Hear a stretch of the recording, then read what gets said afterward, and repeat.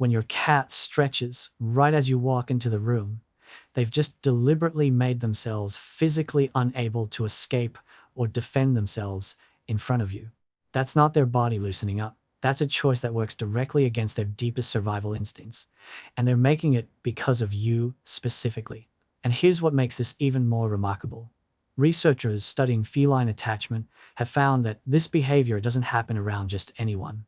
It happens around the person a cat has decided on a neurological level is safe. Not comfortable, not familiar, safe. In the way that means, I don't need to be ready to run. Not with you. Most owners see that stretch and think it's cute. Maybe they reach down, scoop up the cat, start talking in baby voice, and they have no idea they might be doing the one thing that slowly teaches their cat to stop opening up like that. But that's a little further ahead. Because before we get to what most owners do wrong in that moment, you need to understand exactly what that stretch is actually saying and why it's so much more layered than it first looks. There's one thing that stretch is actually inviting you to do, a specific kind of response that most owners never give, and that most cats end up waiting for in silence for years. We'll get to that near the end of this video. And once you understand it, you're going to look back at every stretch your cat has ever done in front of you very differently. 1. The stretch isn't about muscles at all. In a moment, the science behind this is going to reframe something you probably thought you already understood. But first, here's the part that trips up almost every owner. You might have noticed that your cat doesn't just stretch randomly throughout the day in random locations. They stretch at very specific moments and in very specific places. And one of the most consistent patterns animal behaviors have documented is that cats preferentially stretch in the presence of their primary attachment figure. That's you. Not when they're alone in the hallway, not in an empty room, right in front of you, often making eye contact while they do it. Think about what's actually happening physically during a full body stretch. Your cat extends their front legs forward, drops their chest toward the ground, elongates their spine, and pushes their back legs out behind them. Every single part of that posture compromises their ability to respond to a threat. Their claws are pointed away from anything useful. Their belly is partially exposed. And if something came at them in that moment, their launch time from stretch to sprint would be significantly longer than when they're sitting normally and braced. To your cat, that's not nothing. In the wild, a cat in mid-stretch is a vulnerable cat. Cats evolved as both predators and prey, and their bodies are built around the constant management of risk. Every posture, every resting position, every behavioral choice carries some calculation about safety. So when your cat stretches completely in front of you, fully, slowly, without breaking eye contact, they're not ignoring that calculation. They're choosing to override it. Because of you, specifically. A 2019 review published in Animal Cognition examined how domestic cats modify their physical behavior based on their perceived safety within a social environment. What researchers found was that cats reserve their most physically vulnerable postures, slow stretching, rolling, belly exposure, for environments and individuals they have cognitively assessed as secure. This isn't instinct overriding intellect.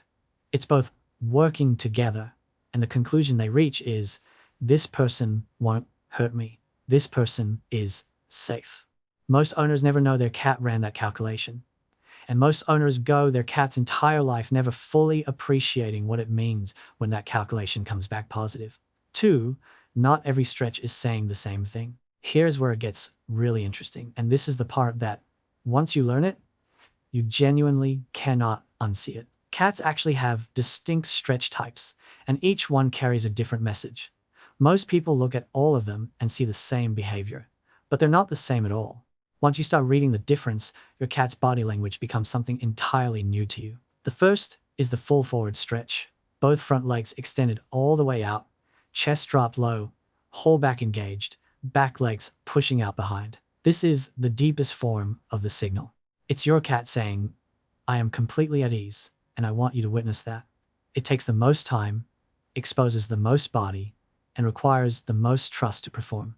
If your cat gives you this one when you enter the room, you have earned something most humans never earn from a cat. Think about that for a second. In a world where your cat's nervous system is always quietly assessing, always managing risk, They looked at you and decided to set all of that down. The second is the single paw reach. Shorter, more subtle, sometimes just one leg extending forward while the cat stays sitting or lying. This one reads differently. It's an acknowledgement closer to a nod than a declaration. Your cat sees you, registers your presence as positive, but isn't making a full display of it. It's quieter, easier to miss. A lot of owners walk past this one every single day without realizing their cat just said hello. The third is the stretch directed toward you. Your cat lies on their side, and instead of stretching forward or away, their paws reach specifically in your direction. Sometimes both front paws, sometimes one. Sometimes they hold the position for a moment, just like that, paws aimed at you. This one is the most commonly misread of the three. It looks casual, almost accidental, but it is not accidental. Your cat is physically reaching for you without making full contact, which in feline communication is a very deliberate thing. It's an invitation without pressure. It's your cat saying, I want to be close to you, and I'm leaving the decision about how close entirely in your hands. Most owners see that third stretch and assume their cat just happened to be facing that direction. What their cat has actually done is one of the most quietly affectionate gestures in their entire behavioral vocabulary, and most people miss it completely every single time. 3. Why your cat would never do this around a stranger. Before I show you what the research says about this, because there is a specific study on cat attachment that genuinely changes how you understand this behavior. Here's the thing. Most people don't stop to think about your cat does not stretch like that for everyone. Not for the delivery driver, not for most house guests, not even sometimes for members of your own household they haven't fully bonded with. They do it for you. And that specificity is not random. A 2019 study from Oregon State University, building on earlier attachment research, found that cats form distinct, secure, and insecure attachment bonds with their owners, mirroring the same attachment patterns seen in human infants and their caregivers. When the attachment is secure, the cat shows behavioral markers of genuine trust, relaxed posture, willingness to explore, calm responses to mild stress. When the attachment is insecure, or when a stranger is present, those markers disappear almost entirely. Here's the thing about a cat's nervous system. They are still, physiologically, a solitary predator. Their threat assessment system runs constantly, processing every new stimulus in their environment, every unfamiliar smell, every person whose intentions they haven't fully mapped. Around a stranger, a cat's body is quietly braced. They may look calm on the surface, but they are not fully. And a full-body slow stretch, the kind that leaves them temporarily unable to bolt, is something a braced body simply does not do. Your cat would no sooner do that stretch in front of someone they don't fully trust than they would roll over and show their belly to a predator in the wild. The behavior is neurologically gated by their sense of safety, and you are the specific key that opens it. This goes back thousands of years of co-evolution between cats and the humans they chose to live alongside. Domestication didn't make cats universally trusting of all people and made them capable of forming profound, selective bonds with specific individuals. The cat's ability to stretch fully in front of you isn't a product of them becoming generally relaxed animals. It's a product of them choosing you deliberately, repeatedly, every single time. And hey, if this is genuinely changing how you see your cat, hit subscribe. Every video on this channel is built around helping you understand what your cat has been trying to tell you. It's the best way to make sure you don't miss any of it. 4. The response that quietly teaches your cat to stop. Now, here's where most owners make the mistake that costs them more than they ever realize. And the reason it costs so much is that it happens slowly, invisibly, and it looks exactly like love the entire time. When your cat stretches in front of you, especially that long, slow, full forward stretch, what's your instinct? For most people, it's immediate physical engagement. You move toward them quickly, maybe squat down, reach out for their belly, scoop them up, start talking in a bright, animated voice. And that impulse comes from a completely loving place. Your cat just did something adorable, and you want to respond with warmth. That makes complete sense as a human. But here's what most people don't realize about what's happening in that moment. When your cat is in mid-stretch, they are at peak vulnerability. Their body is open. Their guard is fully down. Their nervous system is in a state of genuine, deep relaxation. and a sudden fast movement toward them, even a loving one, even with the best intentions in the world, introduces a stimulus their relaxed nervous system wasn't braced for. It doesn't cause trauma. It doesn't damage your bond overnight. But it does teach your cat something, slowly and quietly, in the way that only repeated patterns can teach. It teaches them that their most open, most vulnerable, most trusting state reliably ends with being overwhelmed, with hands coming in fast, with being lifted off the ground before they chose to move, with a kind of stimulation that feels fine when you're alert, but feels like too much when you've deliberately let every guard down. There's a woman, and this pattern shows up so often, it might as well be one of the most common, unrecognized mistakes in cat ownership, who had a tortoiseshell cat named Marble she'd raised since he was 8 weeks old. Every morning for the first 2 years, Marble would stretch the moment she came downstairs. Long, slow, full stretch, right at the foot of the stairs, paws out, chest down, and every single morning she'd rush over, pick him up, hold him against her chest, and carry him to the kitchen while she made coffee. She thought they had a ritual. She genuinely loved that ritual. It felt like connection. By year 3, Marble had stopped doing the big stretch at the stairs. He still came and sat near her in the morning. He still loved her completely, without question.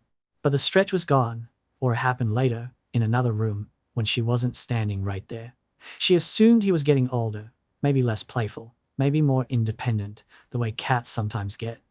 She was a little sad about it, but figured that was just what cats do over time. She never connected it to what she'd been doing every morning for 2 years. And Marble kept loving her, kept showing up, but that particular invitation quietly disappeared.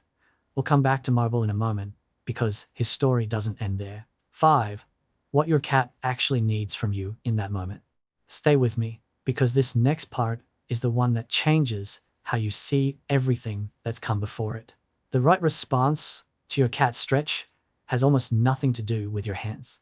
When your cat stretches in front of you, the most powerful thing you can do, the response that actually deepens your bond instead of accidentally disrupting it, is to slow down and match their energy, not mirror them physically on the floor, but meet them where they are, emotionally. Move slowly toward them if you move at all. Soften your posture. Sit near them without reaching. Let out a calm breath. Blink slowly in their direction, which in feline communication is the equivalent of saying, "I see you, I'm calm, you're completely safe." What you're doing in that moment is speaking back to them directly in their language. Your cat made themselves vulnerable. They sent a signal of complete trust. And instead of answering with the human version of love, which is loud, physical, and immediate, you're responding with the feline version of love, which is calm and present and unhurried, and asks nothing back.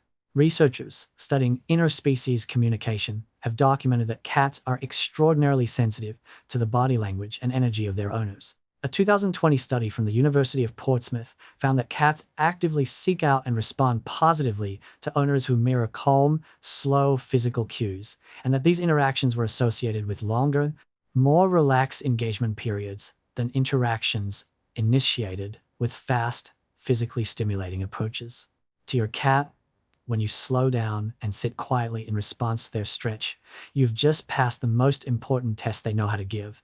You've proven that you understand what they were saying. And cats, unlike many animals, track that. They remember it, they build on it, which brings us back to Marble.